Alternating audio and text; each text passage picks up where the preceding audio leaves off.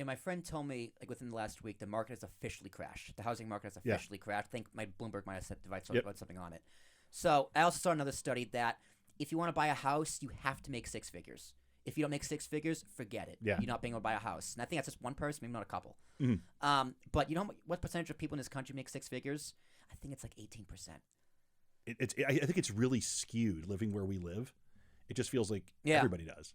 Well, I think that was like a national average. Mm-hmm. So like that $100,000 is the same in New York, is the same as in Oklahoma. Exactly. And you think about, thinking back to your friends in Nashville. I mean, they're probably making, significantly less than you and I do, but they're probably they're living better just because, they're not, coughing up however much of that to the tax man every pay period. Well, they might be making similar to what I make. I'm paid pretty well. I don't want to act like I'm not.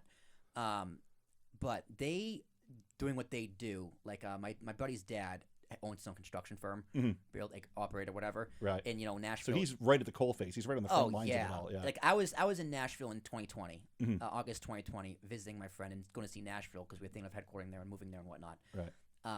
I went back this past August. 2 years later, it's completely different. Yeah. Everything.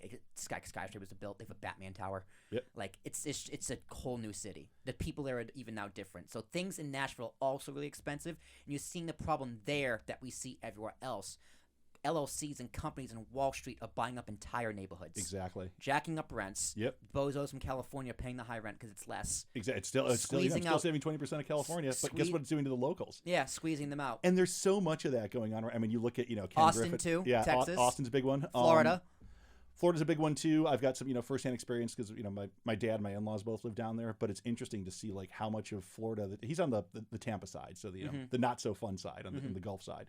But even there, you're still seeing another round of new construction picking up, just because so many people who are enticed with the promise of work from anywhere are working in Florida because of the tax regime. But then you look over on the Miami side, and you've got Ken Griffin from Citadel moving their operations down there. You got Credit Suisse is opening a big office down there.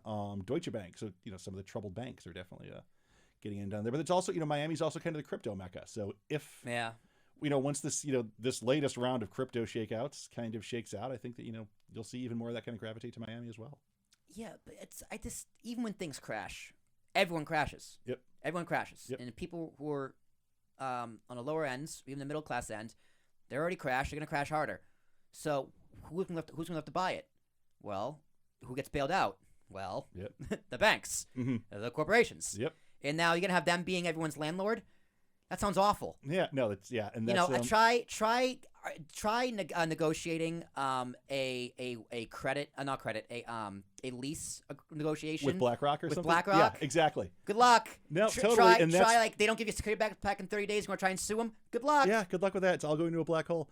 But kind of thinking back to BlackRock and just kind of all the asset management and private equity that's out there. It's thinking back a little, we were chatting a little bit earlier about kind of, private companies and, and valuations and investments and everything else in private companies. And it kind of reminds me of, BlackRock's obviously been a long time in that space.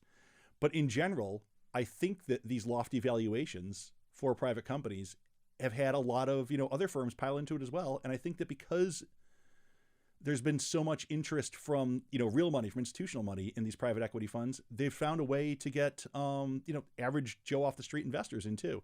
There's a lot of companies out there that are enabling kind of retail access to private equity markets. And I think that's another reason why we've had, a bit of froth with valuations of private companies, especially in fintech, is just that it's so much easier to get money in there because, let's face it, money is easy right now, or money historically for the past couple of years has been pretty easy to get. So you're going to pile into something that's not the stock market. You're going to pile into something that's not gold or treasury notes. You're going to try to explore something a little more interesting, like private company investments. And I think that that's with all those inflows, I think that you're starting to see valuations are definitely getting a little bit frothy, and it's going to be an interesting next 18 to 24 months in the fintech space, just in terms of valuations. You may see some IPOs postponed. You may see companies kind of go out for additional funding at what they call a down round, which is a lower valuation than they previously went for. And I think I don't entirely know what that end game looks like in terms of consequences, but I think it's one that we're probably going to be learning about in the coming months.